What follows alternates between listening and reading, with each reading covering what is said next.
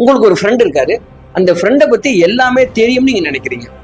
சின்ன வயசுல இருந்தே அவனுக்கு ரொம்ப க்ளோஸ் ஃப்ரெண்ட் எனக்கு, அவன் வாழ்க்கையில் நடந்த எல்லா சந்தோஷமும் எனக்கு தெரியும், சோகமும் எனக்கு தெரியும், ஒரு சின்ன விஷயத்த கூட என்கிட்ட அவன் மறைக்க மாட்டான் நீங்க நினைச்சிட்டு இருக்கிறப்ப, அந்த ஃப்ரெண்டு ஒரு 6 கொலை பண்ணியிருக்கான், இந்தியாவிலேயே மிகப்பெரிய சீரியல் கில்லர் அப்படின்னு தெரிய வந்தா நீங்க என்ன பண்ணுவீங்க? அப்படிப்பட்ட ஒரு சம்பவத்தை தான் நான் இன்னைக்கு இந்த வீடியோல சொல்ல போறேன். தெலுங்கானால மே 22, 2024 மெஹபூப் நகர் அப்படிங்கிற ஒரு நகர் இருக்குது. அங்க ஒரு கிராமம், அந்த ஊர் பேரு அமித்சப்பூர். அந்த கிராமத்துல ஒரு ஆறு, அந்த ஆறு ஒரு காட்டாறு, அதனால ஆறை கிராஸ் பண்ணி போறதுக்காக ஒரு மரப்பாலம் ஒண்ணு கட்டியிருக்காங்க. அந்த மரப்பாலத்துக்கு கீழே ரொம்ப இருட்டா இருக்கும். ரொம்ப தனிமையில இருக்கணும்னு நினைக்கிறவங்களாம் அங்க போய் நிறைய நேரம் ஸ்பெண்ட் பண்ணுவாங்க. குடிக்கிறவங்க, சமூக விரோதிகள், அந்த மாதிரி நாட்கள்லாம் நிறைய அந்த இடத்துல ஒண்ணு கூடி அவங்களுக்கு ரொம்ப பிரைவேசியா இருக்குங்கிறதுனால அங்க நிறைய டைம் ஸ்பெண்ட் பண்றது வழக்கமா இருக்குமா. அந்த மாதிரி ஒரு இடத்துல இருந்து இந்த ஆத்துப்பாலத்துக்கு பக்கத்துல இருக்கிற ஒரு போலீஸ் ஸ்டேஷனுக்கு காலையில 10 மணிக்கு ஒரு கால் வந்திருக்கு.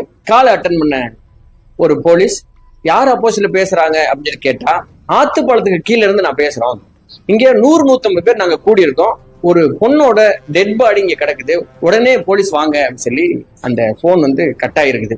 ஒரு டெட் பாடி கிடக்கு அப்படிங்கிற தகவலை கேட்டோன்னே போலீஸ் ஸ்டேஷன்ல இருந்து அலறி அடிச்சு நாங்க போயிருக்காங்க. ஏன்னா அந்த இடத்துக்கு போலீஸ் போறதுக்கு முன்னாடி மீடியா போயிருச்சுன்னா இந்த தகவல் டோட்டலா ஸ்ப்ரெட் ஆயிரும், அது மிகப்பெரிய ப்ரெஷர்ல நின்றும். அப்படிங்கிறதுனால போலீஸ் அவங்க போறதுக்கு முன்னாடி போகணும்னு பார்த்தா அந்த ஊர் மக்களே அங்க கூடி நிக்கிறாங்க. ஃபாரன்சிக் டிபார்ட்மெண்ட் வந்துருச்சு. அந்த இடத்த போய் இவங்க அங்கலமா சோதனைப்படும் போது ஒரு பெண் அங்க இறந்து கிடக்குறாங்க. அந்த பெண்ணோட பாடி குப்புற கிடக்குது. அதை பிரட்டி போடும்போது அந்த முகத்துல ஒண்ணுமே கிடையாது. அந்த முகத்தை அப்படியே பக்கத்துல இருந்து ஒரு பெரிய கல் கிடக்குது. அந்த கல்ல ரத்தத்தினால நனைஞ்ச மாதிரி இருக்குது. அந்த கல்லால அடிச்சு யாரோ டோட்டலா சிதைச்சிருக்காங்க. அந்த முகத்துல ஒரு மனிதருக்கு உண்டான சின்ன அடையாளம் கூட இல்லை. கண்ணு, காது, மூக்கு, வாய் எதுவுமே இல்லை. கொலகொலான்னு டோட்டலா அடிச்சு சிதைச்சிருக்காங்க அப்படிங்கிறது போலீஸுக்கு தெரிய வருது. இவ்வளவு பெரிய ஒரு கொடூரத்தை யார் செஞ்சிருப்பா அப்படின்னு போலீஸ் என்கொயரி பண்ண ஆரம்பிக்குது.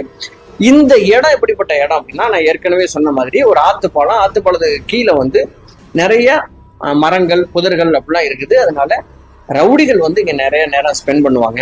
திருடர்கள் இங்க இருப்பாங்களாம். அது மட்டும் இல்லாம இரவு 6 மணிக்கு மேல அந்த இடம் ரொம்ப தனிமையா இருக்கிறதுனால ப்ராஸ்டியூஷனும் அங்க நடக்குமா. சோ இந்த பொண்ணு யாரா இருக்கலாம்? ப்ராஸ்டியூட்டா இருக்கலாமா, இல்ல யாரோ எதேச்சியா அந்த இடத்துல நடந்து போன ஒரு பொண்ணை ஏதோ ஒரு ரவுடியோ இல்ல திருடர்களோ யாரோ ஒருத்தர் ராபரிக்காக கொலை பண்ணிருக்கலாமா, இல்ல அவங்கள ரேப் பண்ணி கொலை பண்ணிருப்பாங்களான்னு சொல்லிட்டு இந்த ரீதியில டோட்டலா போலீஸ் என்கொயரியை ஸ்டார்ட் பண்றாங்க. ஆனா போலீஸ்னால எந்த இடத்துல இருந்து இந்த கேஸை ஸ்டார்ட் பண்றது, என்கொயரியை ஸ்டார்ட் பண்றதுன்னு புரியல. ஏன்னா